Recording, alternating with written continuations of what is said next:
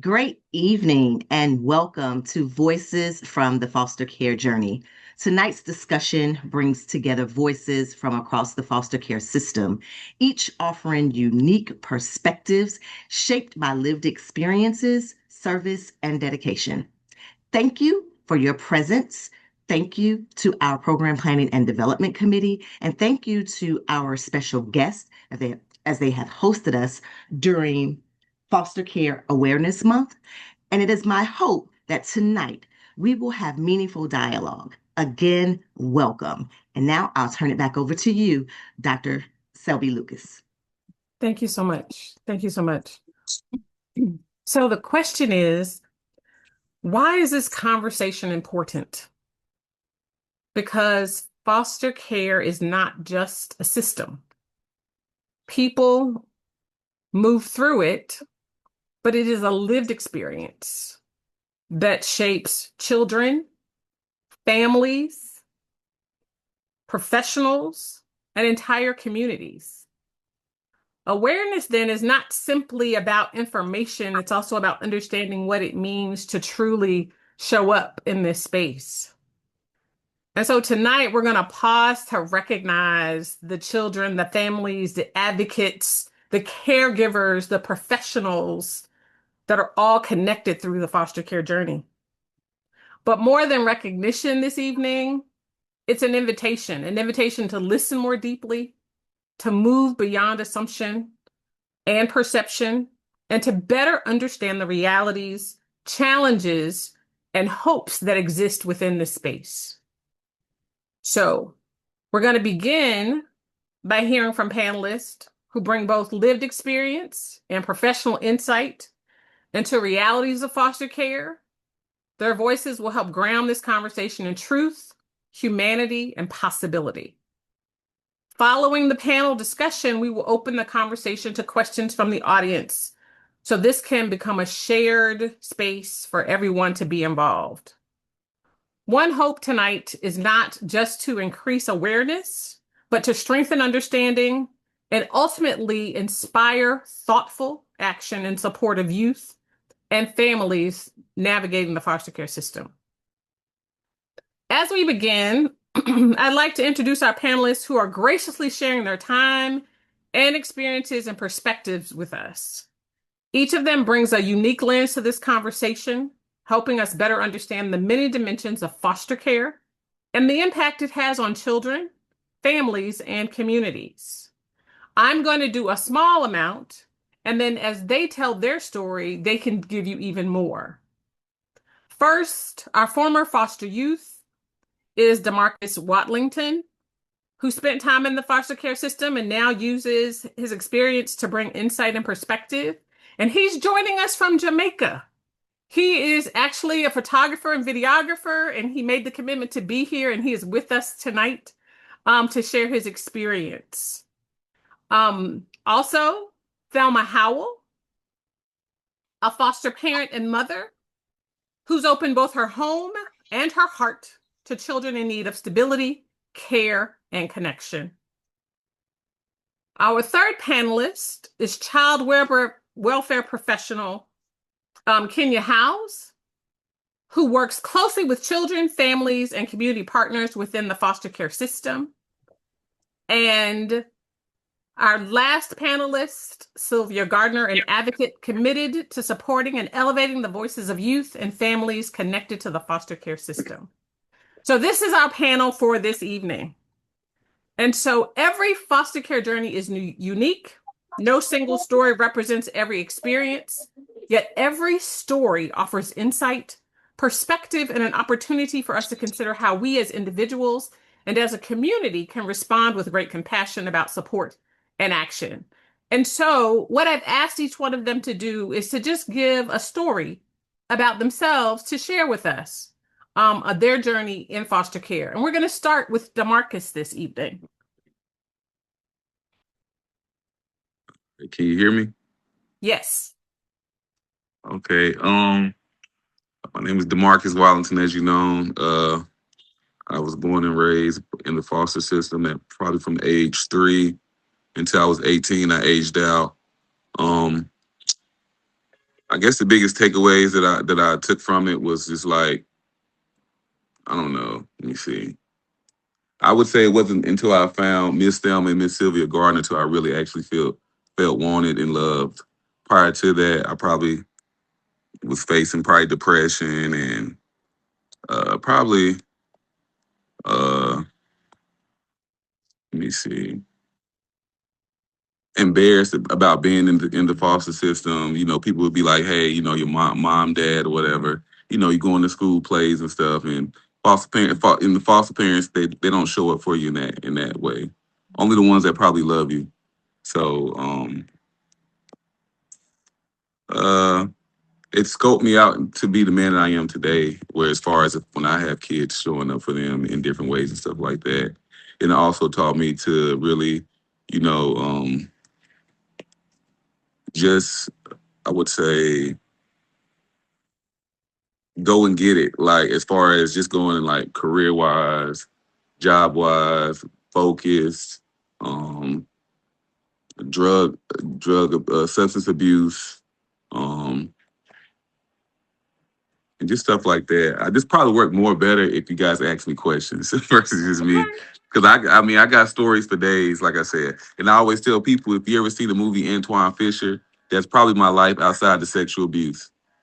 So here you go. I got a question for you then, Yes, because ma'am. that's important. Like if you want a question, I got one. What Yes. moments during your journey made the greatest difference in your life? I think you've already mentioned one where you're talking about Ms. Howell and Ms. Gardner. But if you had to say what moment during your journey made the greatest difference? That was probably it, them two. Yeah, because like I said, really in the foster care system, we had to go to like every week we had to go to like therapy and mental health.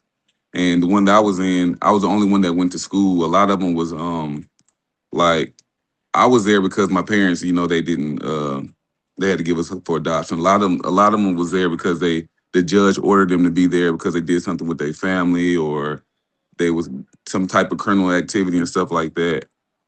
So we used to have to go to so I used to act out like if I was going to school during the daytime, the other foster kids that was at home, they would like mess with my stuff or like I had a Jerry Stackhouse jersey. I don't know if you know who that is. He played for Yeah. North Carolina or whatever. Yeah. So when I would be at school, they'll be wearing it, and then when I come home, they'll try to put it away. But that particular day, somebody had to must have eaten some cheese or nachos or something like that. Oh, and So I got home and I flipped out. But to the staff member, it looked like I was being crazy or need some type of mental help, which is why they took me to uh, Thelma and Sylvia's Auntie Sylvia's place or whatever, just to try to get some type of therapy. And then I finally spoke to them, and then Miss Thelma was like, "Boy, ain't nothing wrong with you," and you know what I mean. But that was the biggest thing to where like I guess that was my biggest like push. Mhm. Mm. Thank you for sharing that. Thank you for sharing that. And with that, we'll go to Ms. Howell um, to continue the conversation and to share a story. Okay, I was getting ready to get on Marcus because I was telling him, "Don't make me cry." Um, but I became a foster parent because I am from a pretty large family, and it was 7 boys and 2 girls. And Okay. I love a big family. And so after I was told that after I had my son that I couldn't have any more kids, my only other option was to adopt. And so I decided that instead of going straight through adoption, why not try doing foster care? Which my mom was a foster parent and she adopted 3 other children in addition to the 9 she had. Mhm. So I went to Pathways then to go through the process of becoming a foster parent. And so I did that. And at the time, I was working at With Friends Teen Crisis Center, and I had a young man there um, that was in Lincoln County DSS, and he didn't have anywhere to go. And so I went on medical leave like not too long afterwards, and he kept calling the whole entire time that I was out. And he said, "Miss Delma, you got to do something. I'm in a crisis. I don't have nowhere to go. What can you do to help me? And so while I was on medical leave, I was handling that process for him to see whether I could get him placed with me. And so it happened. So when I went back to work that Monday, and I told him at the end of the day, pack your stuff. And he said, so where I'm going? So are y'all kicking me out because I've been here too long? And I said, no. I mean, you're going home with me.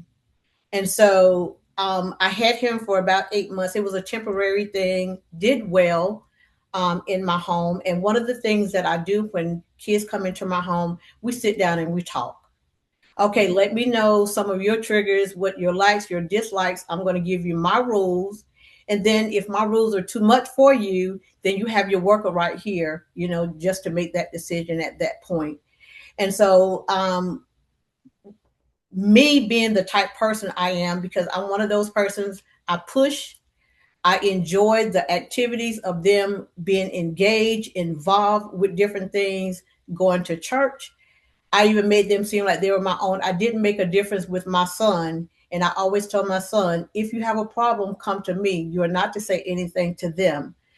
And so we worked it that way. And I've had like friends, that will say, how could you not give your son something and hold off because you have foster kids? Well, that was me being fair.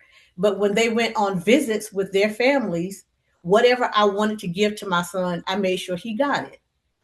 That was just how I work. I didn't try to make a difference.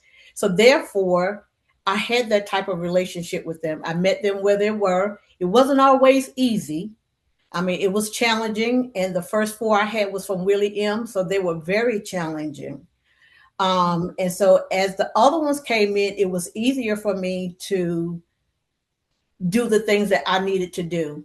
And so in the process of me being the foster parent that I was, I established relationships with the parents. So just about all of my kids, I had relationship with the parents.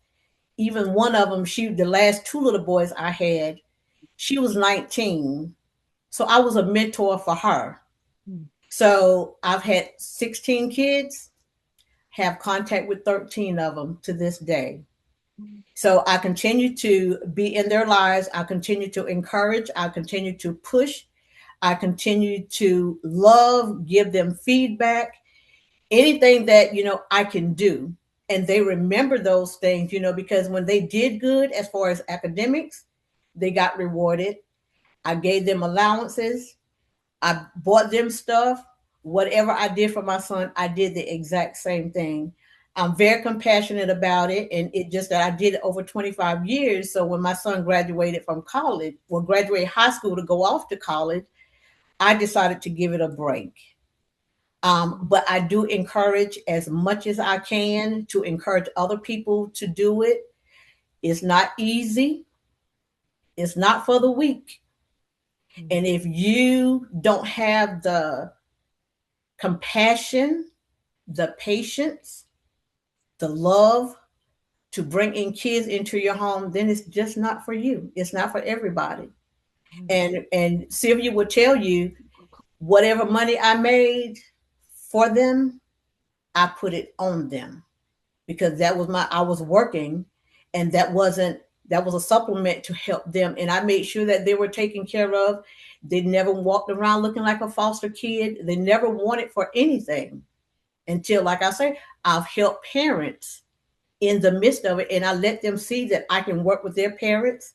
And when they came to me to say something bad about their parents, I wouldn't allow them to do that. And with Marcus being on here, and Marcus is one of those ones, one of my success story, because I was actually his worker. But to this day, people really think that he's my son because he addressed me as mom. And he went through all of that, and I had to push, encourage him the exact same way. When he wanted to see his mom, and I said, just be open to whatever. When you go, don't have high expectations of it. So I kept him encouraged. I'm still in his life to this day. And, I say to anybody that want to be a foster parent, if you do it all for the right reason. Mm-hmm. Thank you so much for that. It's so lovely. And you opened your heart and your home. And we can tell just in the way you share with that. Thank you for that. And with You're that, welcome. we'll go to Kenya for her to share her experience and what she does for the community in the system. Good evening, sorors. Um, I am a supervisor for Gaston County. I actually supervise foster care placements, and I also foster care social workers who have cases. So, one of my main jobs is to oversee finding children homes. And it's very, very, very difficult today. There are minimum homes for children. We struggled to, I can say on yesterday, we took in 12 children, two different families, two sets of five. So those families were broken up because there's nobody who will take five children. There's hardly anybody who will take two children. So I spent my day actually up to about 9 p.m. looking for placement for all of those children. And we do not have many homes that take kids, especially teenagers. I heard the market say he aged out, and that's one of the things that we work so hard to try not to have children age out, to find them what we call permanency, whether it's through adoption or guardianship or reunification with their parents. Our reunification rates are not that high. But we do, our rates of adoption are going up, and guardianship and custody is kind of going up. You don't have to be, we find people who are, now we're focusing a lot on families who've had people that they know, we call them kinships, or somebody in the community they know that can just be a quarter appointed caretaker, someone who loves them enough to, take on that responsibility. It is you have to have a passion to do it, to especially foster. I do this every day, but I would never foster. So I would never foster because for me, working with the people, the kids every day and seeing the heartaches, the struggles, and it's not, I cut off at about 8 o'clock. With the foster parents, you're dealing with this all day, and you have to have that passion to be able to love on a kid and love them through all of their different, they've been through a lot, most of them. I've been doing this 8 years now, almost 8 years in placement, and it has grown. It's from 2019, 2018 to now. It's a total different. It's totally different with the children that we have. The children are different. The things that the situations are lot different, with a lot of substance abuse, a lot of children born substance induced. I had a baby that came in today that's still withdrawing from drugs. So you have to have that special touch to be able to sit up with crying babies who's withdrawn from those different drugs. So I work with Sylvia, and Miss Sylvia helps me. We try to find people who can love on kids. I don't like to just place them somewhere just to have them somewhere to go. But if we can find families that we know that have that special gift to be able to love on those kids, especially our teenagers, who at this point I'm placing kids in Utah, Florida, California. I have kids all over the United States because there's nowhere local for them to go. They're in what we call PRTFs, which is a lockdown facility because their behaviors have gotten so bad, sometimes they're not bad because they want to be. It's just that they've been through so much they do not know how to work through it. No matter how many services you put them through, some of them just cannot make their way and be able to tunnel through those things. So we have to send them to different facilities, and that is getting really, really hard. It's also hard on our workers where they're having to fly out because they have to be seen monthly. So we're flying out workers monthly to visit these kids. And so it is, foster parents are in great need, especially foster parents who have a passion for it.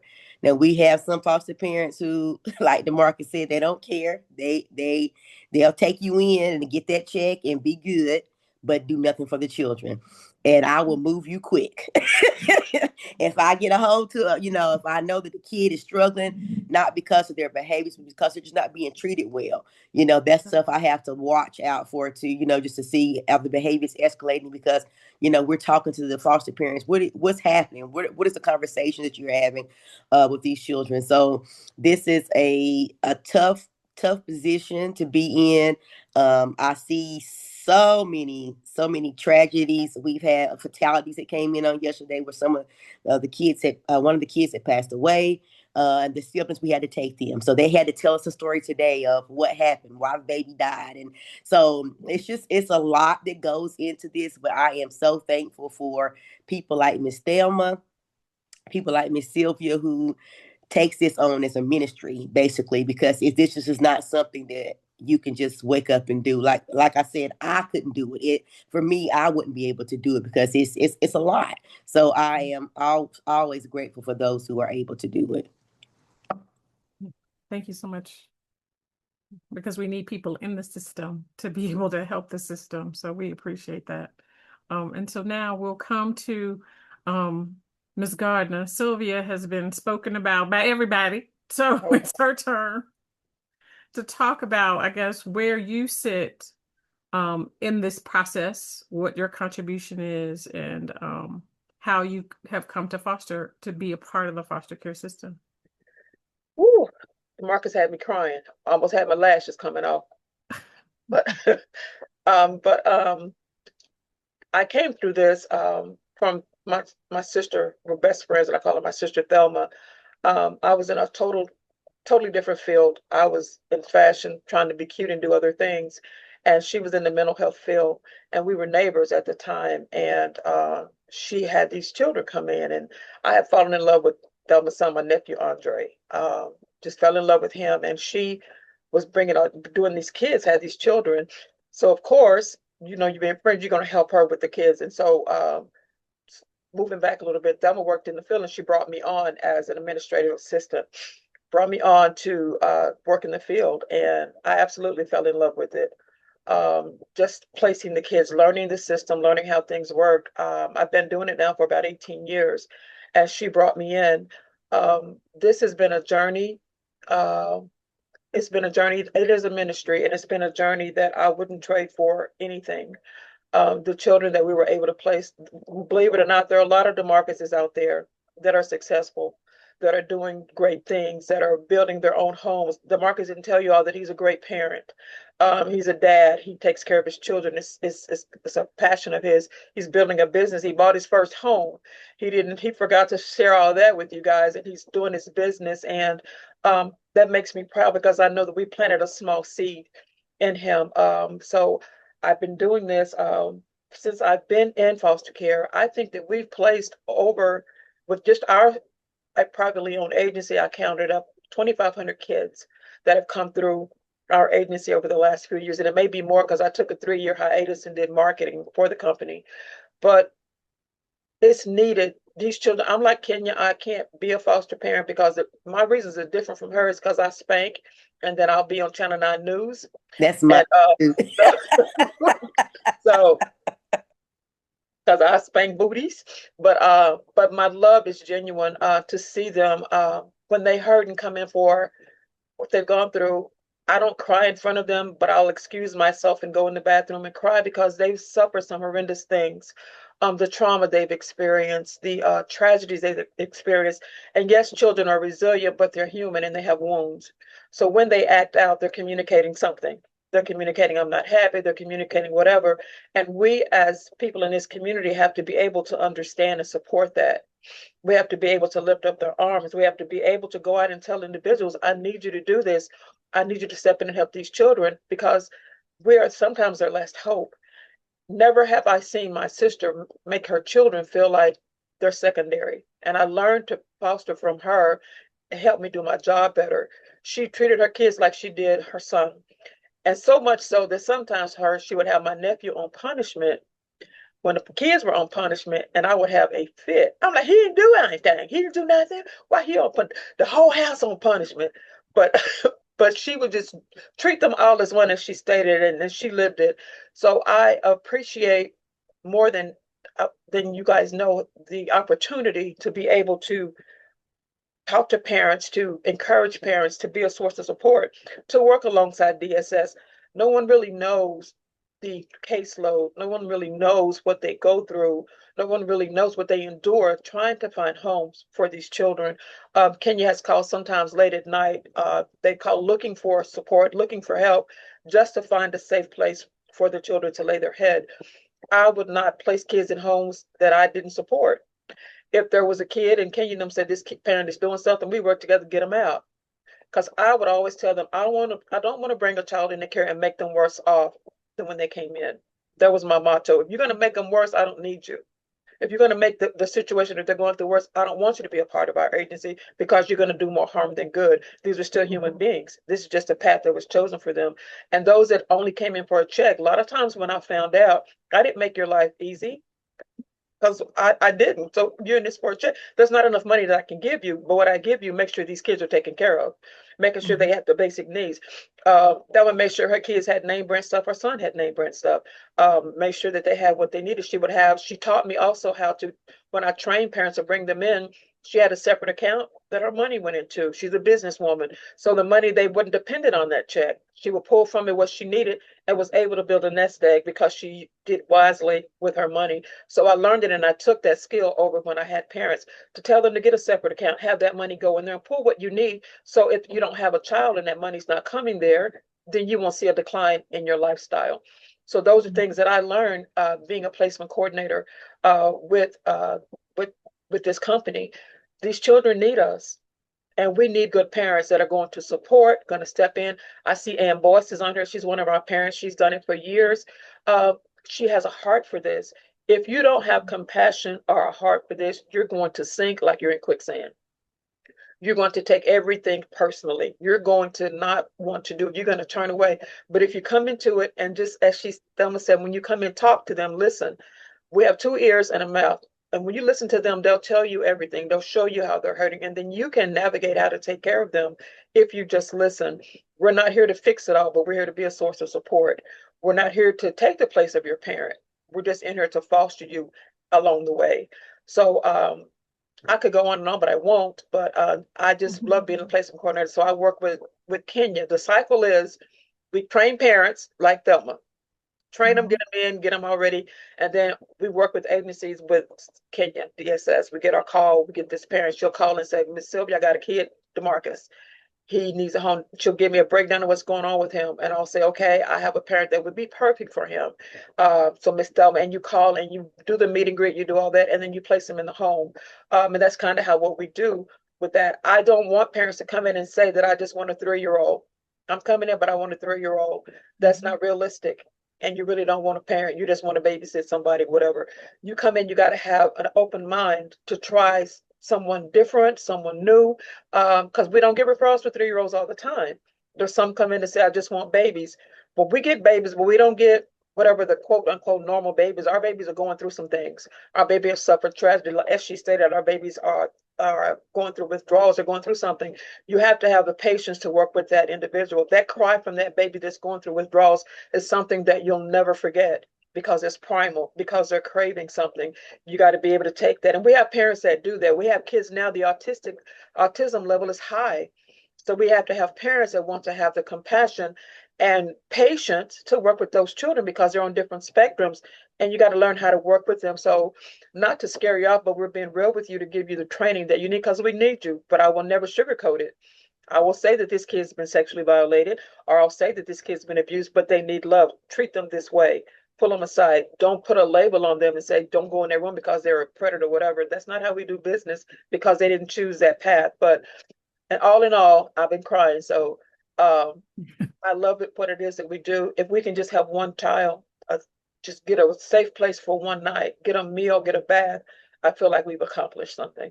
So I truly, truly thank you all for being on here. It is an honor to do what it is that we do to take care of these orphans, as they call, because That's how I foster, because I give, and I will go and buy you some clothes. I'll buy you a pair of shoes. I'll take you and buy you something to eat. But you come in my house and you act up, you're gonna get something that I have to go to court for. So, but that's just my part in that, and being a placement coordinator with CTS Health. Thank you so much for that, Sylvia. And thank you for your candor. What I want to do now is now that we've kind of got the set. So anybody that's here, if you have questions, put them in the chat and we'll get to those as well while we're having the conversation, because I don't want you to lose the question. I've got some questions for the panel, and anyone who wants to answer. I'm gonna start this one with DeMarcus, because he talked about aging out. And one of the questions I have is, what challenges do young people face when they're transitioning in and out of foster care?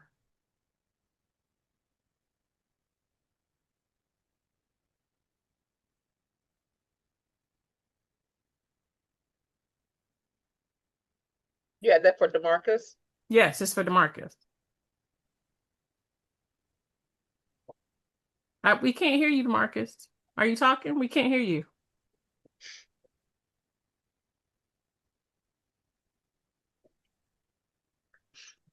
I don't know.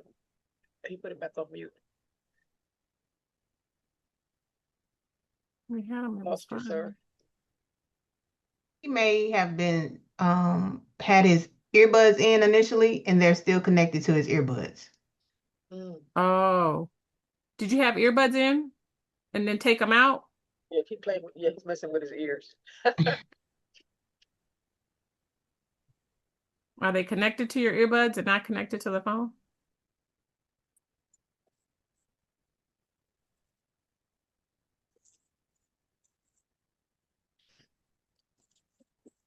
We still can't hear him. As he's getting it ready, one thing that I know, when they transition in, they have fear. They're afraid. They're coming into the unknown. They don't know how you're going to treat them. They don't know what to expect. And if they've moved from house to house to house, some of them won't even unpack their bags because they may have to move, or they just anticipate not being able to stay. And if you can imagine with that, living with that, a knot in your gut, because you don't know, that's something that they come in with, and transitioning out. I think that we have not done a very good job as far as giving them the life skills that they need. I think that we can do better with that, teaching them how to go and secure housing, how to manage their money. Not everyone does a bad job, but most of us right now, if we can be transparent, I'm sure Thelma and Kenya can say that they come out, sometimes they don't have their driver's license, sometimes they don't even have an ID. They don't have the things that they need. And if they're homeless and leaving, they're homeless, it's going to pose a whole nother set of problems with them just to be able to navigate life. So I think that if we do better with life skills, teaching them what it is to pay a bill, teaching them what it is to budget, teaching them what it is to, don't go get that credit card when you get to college because you've got to pay that back. But if we teach them those things, I'm a witness that it works.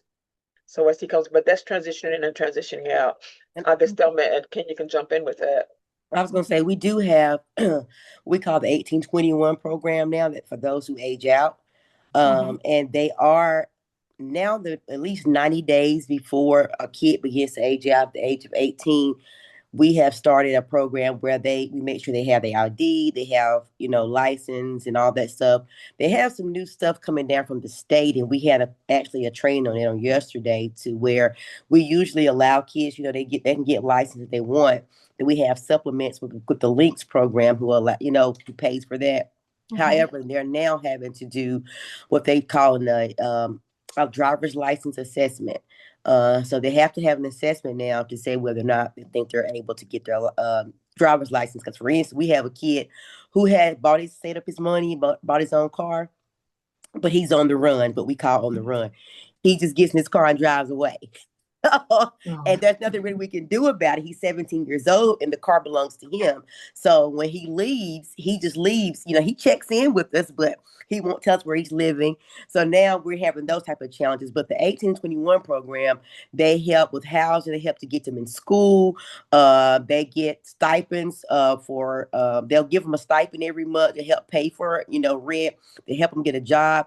So they do have an 18 when they get a worker. We also have what they call I'm trying to think of an agency, but it's an agency now that we pair them with who actually does those life skills with them as well, who works hand in hand. The issue is once they turn 18, they feel like they're grown. We're out of the system and we're done with y'all. So that's the challenge that we have, getting some of the kids to stay in the program. And even if they, turn 18, decide they don't want it, they come back at 19 and say, I need help. We'll let them back in the program. But you have to either be working or going to school to be a part of the program. If you're doing nothing, you can't be a part of the program. So those are the things you have to do to be a part of the program. So we do have quite a few success stories with who's a part of the 1821 program, who does very well, gets a job, goes out to college. My daughter actually works in the 1821 program. She goes up to the college, if they need tissue, stuff like that, just to help them, just to have a support system still there, because some, once they leave, they don't still have anyone. So we try to, keep that program going as well. They just have to take advantage of that program. But it is out there for them to do. So there is a lot of resources, and most of the time, they don't pay anything for school, it's handled. So that part that's a good part of the program. Ms. Howell? Pretty much what they said, because when I did foster care, my age limit was started out like from 10 to like 16, 17, or whatever. And because I worked at a foster care agency and did it in my home, so a lot of the stuff I was able to make sure that they had encouraged them like to get like part-time jobs, or even if they volunteer. I had one of my girls that used to go to a hair salon, and she would braid hair because she was very good at that. But the two younger boys that I had them maybe about 4 years. And I guess, like with me, I worked with them more so than any, through their transition, after they left my home. And, my success story with them, because their mom started having kids at 13, I mentored her, and she had like 7 kids. And so just to see, them at this point, because one, he graduated from Winston-Salem last year, joined the military in January, and then the brother, he's been in the military now about 5 years, and he's in Germany, and he will soon be returning. But continue to help the mother to transition with the other kids. So they're doing well. Her kids are doing well. Even that has helped her to be a better mother. And she was angry when I had them, but maybe about 2 years ago, I shared with Sylvia, she finally came to me and thanked me, for helping her navigating the system, getting her kids back into the home, and not one time, taking her out of the picture. So even though the whole time they were there, she didn't do anything, but I always included her and give her that opportunity if she wanted to participate. But my thing have always been the 18 through 21, and I've shared with Sylvia so many times, what can I do to help that population? Because the kids that I had when they left and transitioned out at 18, they kind of like stumbled, but I was there to support them and help them to get through it. But they fell through the cracks, and and that 18 to 21 is very hard. Thank you for that. We've got a couple of questions in the chat, and y'all can keep putting them in the chat. We'll get to those in just a second. Thank you for that. I think one of the questions that many people would have is like, okay, so maybe I am more like Kenya, like I can't take the child, but in what ways can the community better support foster youth and families? Like, what can the community do to support you in this endeavor of what you do? So we do need mentors still. We have what we call their support teams, especially with the teenagers. We do have, because we put that a part of their what they call their transitional living plan. So we want to have a support person there that helps them, like teaches them, about spending money, going to buy groceries, you know, how to do a budget. They have that support person in the community who just comes. If they have something at the school, if they play ball, come to a ball game. If they are cheerleader, go to the cheerleading. If they play in the band, just stuff like that. If they having something in their church, you want to take them to, you can do that. So we do encourage people to become mentors as well. We have a couple of people in the community who just donate diapers, because when kids come into custody, a lot of times they come with nothing on. Outfits, just something from Walmart, just a onesie, clean onesies, clean underwear, stuff of that nature, that we have some people who just come in and donate, every now and then, just to have something there for the kids. Games. Some people, uh, we had one of the kids last night said he was so excited because he had a bed to sleep in. Like, he was like, "This is my room. I have a bed." So, sheets to go, with princes on them, anything, just stuff like that excites children because some of them never have it. So any type of donations that you can do to support, just go out, eat lunch with the kid, just because I had one kid to tell me that my friends, they have somebody eat lunch with them all the time. Can you come and eat lunch with me, Miss Kenya? So, just stuff like that, that makes a world of difference. Okay. That's great. Did anybody else want to add anything? I'm back. I'm sorry for the disconnecting. Oh, Yeah. no, it's okay. Let's see. Did you want to answer the question? What was the question? I didn't hear. What was the question? The original question, we have moved on to another question about what the community can do to better support. But the question you were about to answer was, what challenges do young people face when transitioning in or out of foster care? And Sylvia was telling us that one of the things that kids have coming in is fear. Yeah, I would say that just coming into because really understanding that a lot of my acting out was because I wanted attention, I wanted to be loved, and knowing that if you do this, if you do anything wrong, just being a normal kid or whatever, they might send you back. And then the fear of just being like, say, you can't take a 5-year-old who's never had anything to the store and say, "Hey, don't touch this, don't want that," or whatever. And then the minute they do, I'm gonna send you back to your mama. Now I'm gonna send you back to, you can't go back to your mama. That was the biggest thing that the foster parent that I was with she was like, your own mom and daddy don't want you, so you better act right and stuff like that.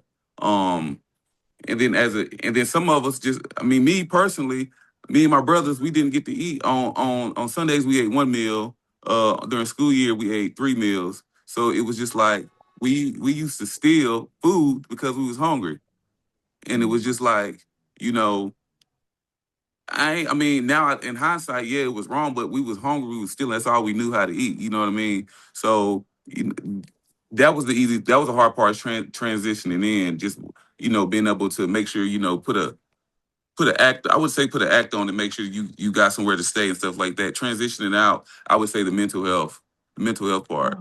I'm 38 years old now, and I just not realized at 37 the traumatic past that I had that caused me in relationships. Even Miss Thelma will tell you, she loves me to death. There's nothing I can do where I can't call her. And this little personal, but I've even been to legal issues and I've called Miss Thelma and she showed up for me.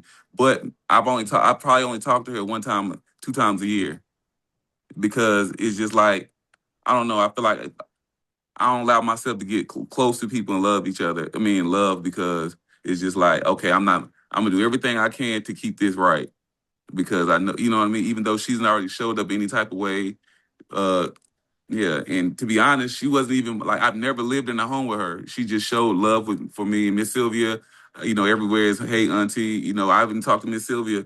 Every time we see is Miss Auntie, "Hey, Auntie," and stuff like that. But it's just like transitioning out the mental part that I just became aware of. Hmm. Hmm. Hmm. And then like, and then like she said, just, I don't know. A lot of people aren't like, my parents use cocaine. I was born a crack baby in the 80s.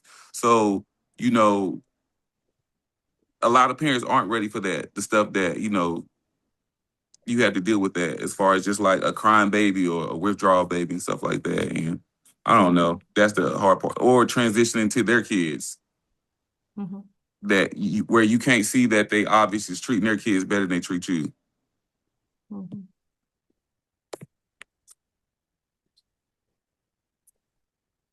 Thank you for that, DeMarcus. And I think Ms. Howe made it very clear that she had a philosophy that she stuck with, that family is family, and I'm gonna treat them all the way that I treat my own. And I think what you're sharing is the other perspective of what you've Yes. actually experienced Yes. in that space where all people didn't have the heart that she has with the way she treated children. And I think I want to thank you for that vulnerability and sharing with us that now in your 30s, you're understanding the things that are happening, that you are now being reflective and having the ability to look at yourself and say, oh, wow, that is how this is starting to impact me. So that is great insight as you work through that. So thank you for sharing that. Yes.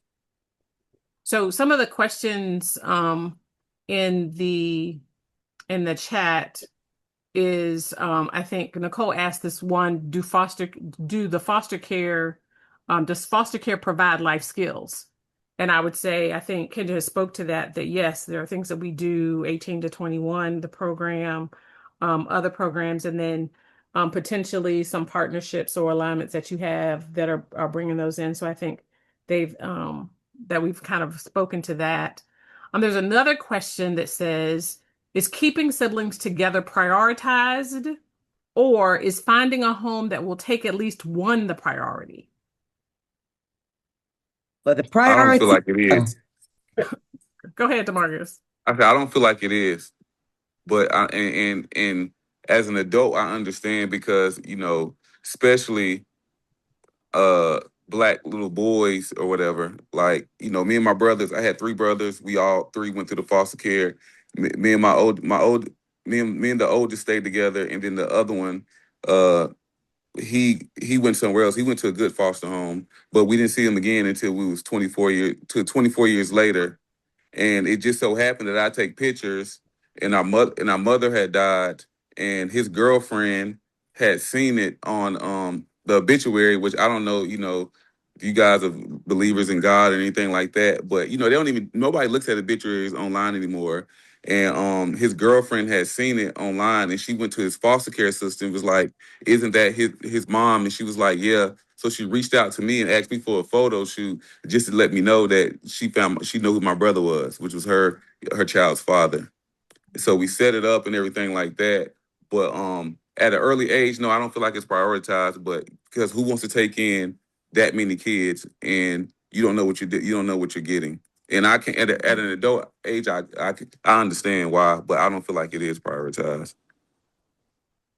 So our priority is it is our priority to try to find a home. That's the first thing we do. When we send out, like I sent to Miss Sylvia, I'll say we have 5 kids. Like I said, we had yesterday. Do you have anybody who take 5 kids? Usually in no profile, there's to have 5 kids. So then we'll try to say, can we someone take 4 and 1 or 3 and 1? We go until but we try to at least keep at least 2 of the kids together. One of the things that they recommend now, and especially in our county, if the children are split up, you have to do sibling visits. If they're not placed together, we have to facilitate a sibling visit. The department does. We do have some good parents who do well together. We don't have to do that, and they'll have something. They'll meet up on the weekends with the kids, but that is something that they require us to do now. Even if they're not placed together, that we make sure that those kids have a connection. My coordinator she hates splitting up children, and she does everything possible, and we do everything possible. Unfortunately, we just don't, as I said before, we just do not have the homes to put them together. That is the issue. But as DeMarcus was saying, that is now one of our requirements, that you have to keep sibling visits. If the parents, so they're 2 different parents, we have to go at least, they put a minimum that they have to see each other at least once a month. And so if they don't not visiting with their parents, we have to go get them, set up a visit, and do something with the kids together. So that is something now that they're requiring for us to do now, is to make sure that we keep those sibling bonds together so they'll know, they're sibling, because we don't want that to happen. So we do try to, although it's very, very, very, very hard. As you said, you just can't find people who.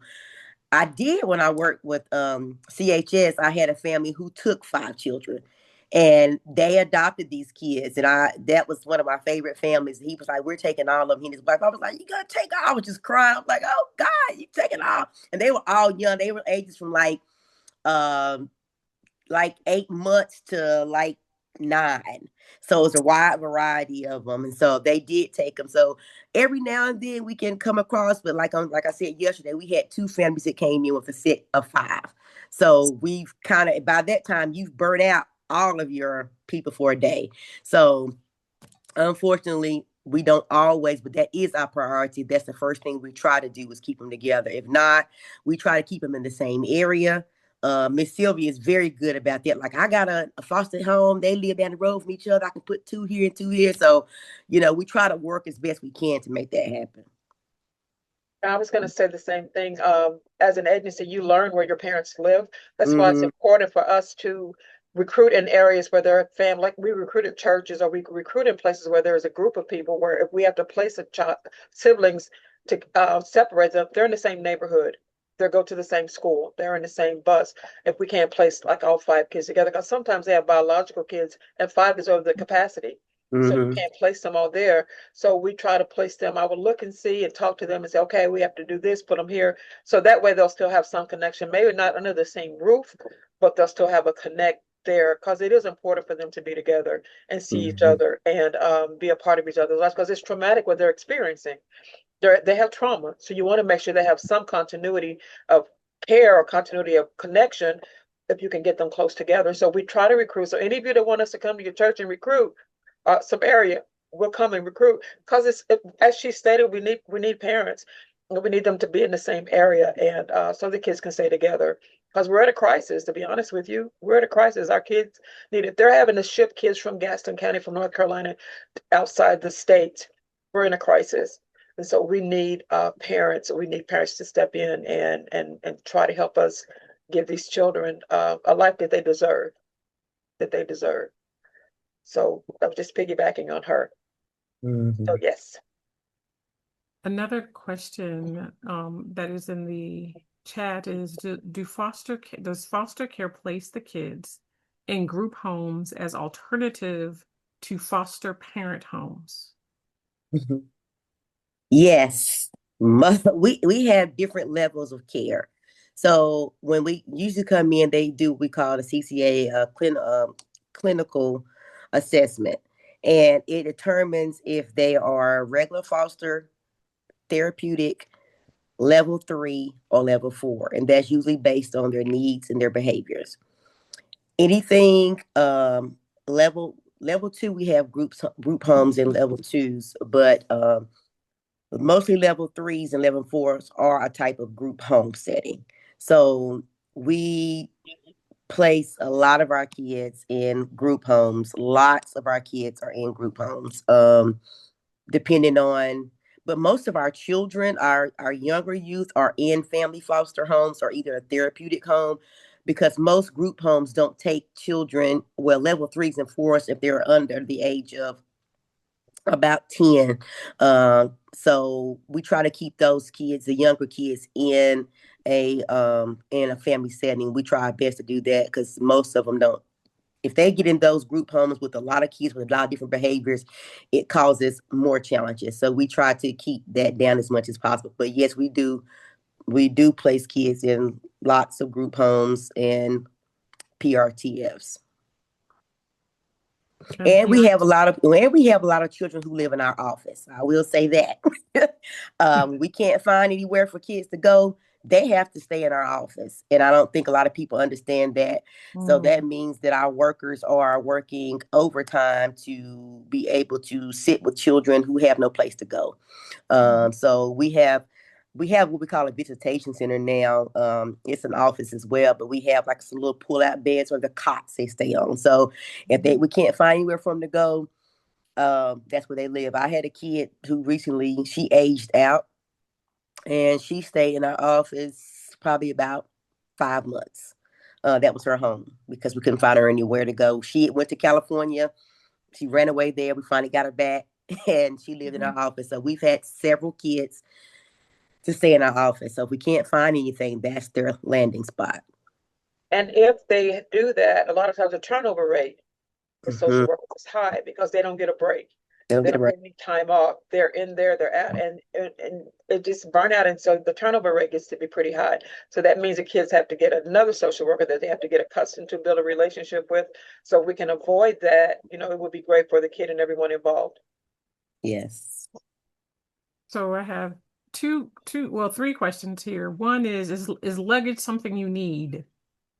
Is one of the questions in the Yes, we have a lot of kids that come with just bags, but yes, we do encourage to bring nice luggage, duffel bags, roll-on luggage. We do take that. so And when Thelma was our director at the agency, we banned trash bags.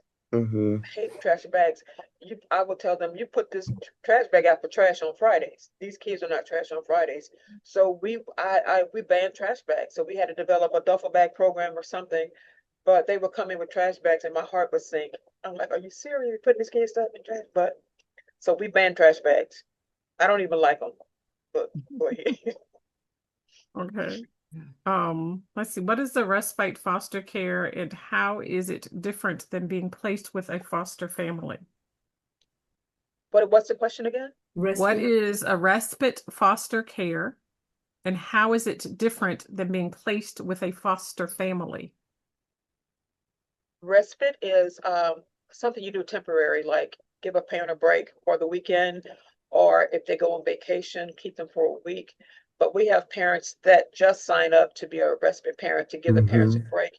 What I tried to do is get a respite parent that's in this community where we have an influx of children so that they can keep the children, that sometimes they would do it every weekend to give the parents a break. So and respite is different, yes, from long-term foster care, but respite is needed. Hope that answered your question. I think so. I think they were just trying to understand how it's different. And I think you did a good job with that. How long is the process to become a foster parent?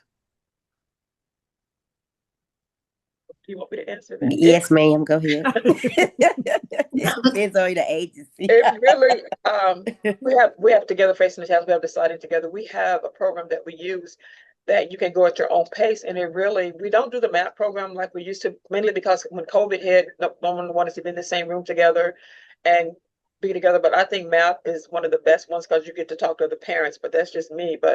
And answer your question, it depends on you. You get 7 books that you go through. You have a licensing person to come and go over each book with you. And it depends on how quickly you want to be a parent. As you're doing that, they're doing background checks on you. They're doing assessments. They're doing so many things to make sure that your home fits the criteria to be a parent. So it could take up to, about 5-6 months? Is that about right? You get about 5 or 6 months of you doing what you got to get fire inspectors. They want to make sure that your house don't burn down. You got the wires aren't frayed. They want to make sure that you got bedding for the child, and the child has a place to put their clothing. They want to make sure that everything's in place. Food in the house, all of that stuff. Just preparing you to be a parent. So a lot goes into it, but it's worth the effort. But I think that I would say about 5 months, 6 months max. And if you do quicker, it'll be quicker, but depends on you. About 6 months. So this next question that's in the chat has several parts. So the first part of the question is, what's the best advice you can give a first-time foster care parent? The second part is your best method of helping a child transition into your home. And what would the first days in the home look like? I'll answer a little bit first, but then I'll let Delma take it over. Be a good foster parent. That's what she said. What does it take to be? What is the best advice you can give a first-time foster parent? Come with compassion, come with love. Don't come with rose-colored glasses. Come in, expect the unexpected. Come in, just ready to open up your heart and your home to an individual that is a human being. Come with an open mind. Come with questions that you can answer. Come with ask questions. Ask about appointments. Ask about doctor's visits. Ask a lot of questions and get the answers that you need. But my suggestion is come with compassion. Thelma came in with a lot of love, wanted a big family. That helped. If you or if you're a single mom, you want to start with one, but come with compassion, come with questions, and come without judging. How would do that? I think not judging. Thelma, I'll let you take it from there. The best advice I would give is to let them know, like I said before, that you have to meet them where they are. Patience. Like Sylvia said, ask a lot of questions, because when they place kids in your home, you may want to know information about the child that's coming into your home in order to make sure that you're meeting their needs. And so for a child coming into your home for the very first time, sit down, see what that child like, what kind of food they like. I mean, if there's a toy or something, a teddy bear, whatever that they may want or they once had or something. I mean, get those things, to make them feel welcome, allow them to move around, in your home, and stuff like that. And always be open that this is not going to be always going to be a perfect situation. Sometimes you have kids that come in and does very well. And sometimes they come in with this honeymoon period.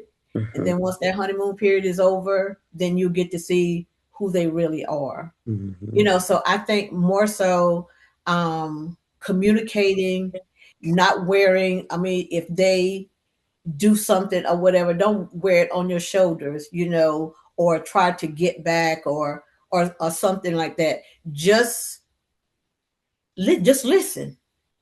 To what they have to say. Pretty much.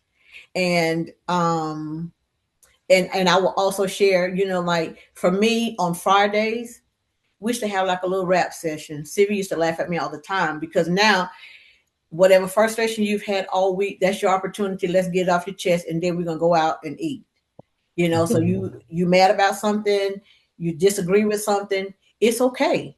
I'm going to listen at you, but at the same time, I'm still going to be the parent, but I will give you that opportunity to express yourself, so patience, communication, ask questions, make them comfortable by doing things that they like to do. Usually if they're not accustomed to it, used to it, you do any little small gesture, they're excited about it.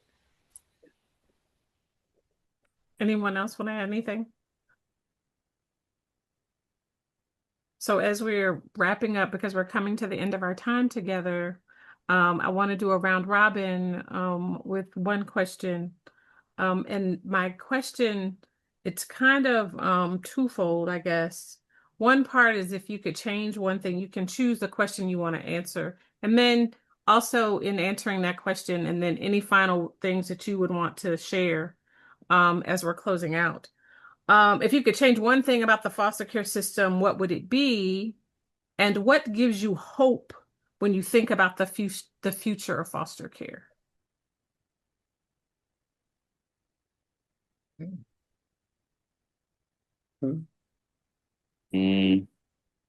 Well, I would say what gives me hope is listening to Mrs. Kenya's and Auntie Sylvia's. This the way they talk. I ain't never really heard of a foster care system like that or whatever. They seem like not they seem, but I'm sure they care about the placements, about just for them even saying how they keep the kids in their office, like that alone, that speaks volumes. when I was going through the foster care system, they didn't really. It was just another kid. Okay, they didn't care who you went to, and like Miss Stillman was saying that the parents will put on a facade the first 2 weeks to get you in. Then once that check start coming in, you ain't you ain't seeing none of that. You ain't. They're gonna treat you like crap, and then you right back to square one, and then go back and tell the foster care that there's something wrong with you. But and what was the part one of the question? If there was one thing you could change about the system, about the foster care system, what would it be? I don't know how their system is, but like I'm with Auntie Silva when you say like, I'm kind of old school, so I don't know like how like you get 3 strikes, then listen.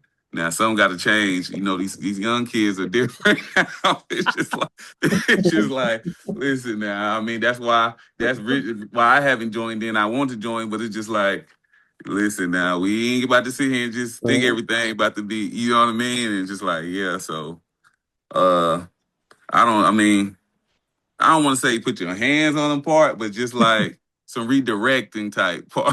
Redirection. Right. We got you. We got you. We got you. Thank you, DeMarcus. If I could change one thing about the system, I would change the stigma that surrounds our kids that come in care. They're not throwaways. They're not illiterate. They're not future serial killers. They're not anything like that. I would change the stigma. I would change the narrative around them, and hope that we would just see them and meet them as them where they are. That would be one thing that I would change because it could have easily been me. My grandfather was in foster care. It could have easily been me. So just to change that stigma, the labels that we put on them. We have kids that go to school that get picked at because they're in care. And I wish we could just change that. That's why I was glad they had uniforms. But if we can change the stigma surrounding foster care, I would love that to happen. Hope. I do have hope. I will say this, that children may not remember every spoken word, everything that you've done, but they will always remember how you made them feel. If you made them feel loved, if you made them feel scared, if you made them feel less than, if you made them feel like a king or a queen, they will always remember that, and they will take that with them wherever they go. So we have a responsibility to make them feel valued, to make them know that they're not what happened to them, that they can learn and rise above it. So that's the hope that I have with this. I'll never give up hope because I won't ever give up hope. Just keep doing and try to pour in and do what we can do. And one person asked how they could donate. We need Angel Tree parents in December. So if you want to donate, get a kid through the Christmas, we would love to have you guys to do that. Or you can donate to the DSS where Kenya is, or you can donate to our agency. We take bags, duffel bags especially, because we have a closed closet. But that's what I would change. That's what the stigma and making a child feel important, making them feel like they're valued. There are many successful people that come out of foster care. I'm just telling y'all. So just that part for me. All right, Ms. Howard, passing the baton. To you again. I agree with the stigmatism of foster care, not just as far as what the public sees, but even working inside. Even with our judges, seeing how some families are treated differently. Some families require more than other families. That kind of stuff, it bothers me. And I have to advocate for that a whole lot. Knowing that there are some family members who could be, we can work a little harder, I think, to investigate family members before taking kids into custody.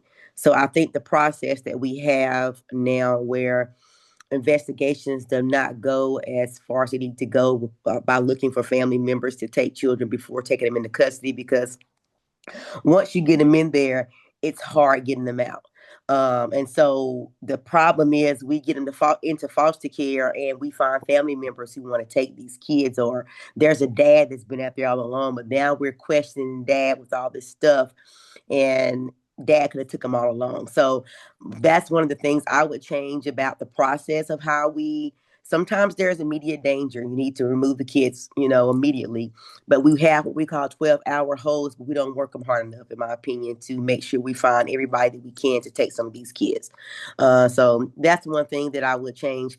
And the hope is that we have stuff like this, that you guys that are, educating the community to be able to see what the need is and what it's really all about, so people can not just focus on what the stigmatism is, and you can hear what really happens. And I see a question about preparing the last just 90 days. Is they preparing before the 90 days? They just have to have all their documentation the last 90 days. Like we have to give them their social security card, give them their birth certificate. We have to give them their ID. So those are things that they're forms that we've kept in our possession for all these years. They're released over to them those last 90 days. So they know we try to prepare them beforehand, but as far as their documentations that become a legal adult at 18, those last 90 days, we have to make sure we have all those things ordered so they can have copies of those things. I might not have been clear when I said that earlier. Thank you for that. Ms. Howe? If I could change something, it would be more so, and I know sometimes you get caught up because you're really, really trying to find foster parents and stuff like that. I just pray, that there's a change as far as, the foster parents that are coming, saying that they want to do foster care, because some people say it and don't really mean it, and that this is not just a financial gain, so for the system to be more in tune to that. And like Ms. House said, as far as trying to link kids with their families before taking them, and putting them in care. Because I think that there is someone in the family, I'm sure, that would do it, whether it's a family friend or somebody. I'm sure that there would be somebody that would do that. And it's very important to keep kids with their families, because regardless to what the parents would do, the kids still love their parents, so if you can keep that connection, keep them within their families, that would be great. My hope is, I keep telling Sylvia all the time, I hope I can win the lottery, because then that way I can just get this big place, Yeah, and take them in, so that is my hope, for real, that I can one day do that, but also I want to be able to, even though I don't do it in my home anymore, I want to be able to give back. So, Ms. House, I heard you said about mentors, and stuff like that. I will be open to that, helping out.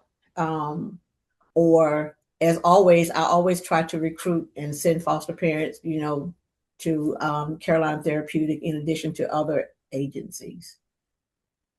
and I'll mentor, but I ain't gonna, I'll mentor. I can buy, do stuff and then send them on back. So I'll join the mentor process. That's one of the new things for the state now, that we make sure we link them up with outside, with community support systems. So anybody want to do that when they turn 18 or before they turn 18, Okay. we're taking. Well, good. I think what I want to do is I want to thank all of you for your time, your investment of being here with us to really share and for us to continue this conversation.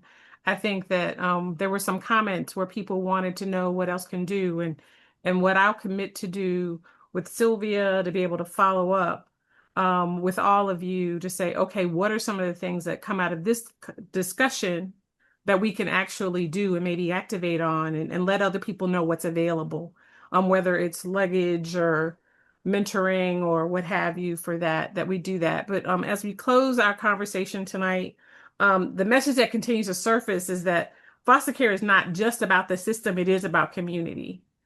And so I think what we're doing tonight is really to talk about community And we all may engage differently. Some may want to be foster care parents. Some may want to be mentors. Some may want to be advocates.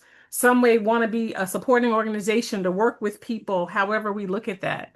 But I think the biggest thing for us is as we started, to go back to where we started, which was about understanding, and for people to get a real perspective rather than the perception of what they believed it to be.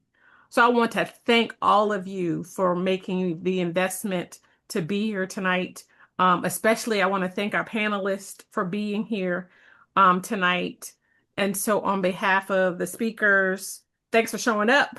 Thanks for listening and for being a part of the conversation. And we will follow up with you to make sure that we have something, make it available so that you know what next steps can be. We will share that as well. So thank you so much for your time this evening. DeMarcus, thank you from Jamaica, the way from Jamaica, being a part. We certainly appreciate you. Dr. Selby, thank you also for we've been doing this for about a year now. This is our second engagement. So thank you for your heart and compassion, and thank Delta Sigma Theta in that chapter, and our others. Thelma's a Delta too. She just ain't trying to do nothing with it, but all these Deltas I got on here. So thank you all so much for having us on. We appreciate it. Yeah. Hey, you understand, Maka? Yeah. We'll talk again soon. Y'all be well. Thank you so much. Y'all have a good night. Thank you. Bye. Bye, guys. Bye-bye.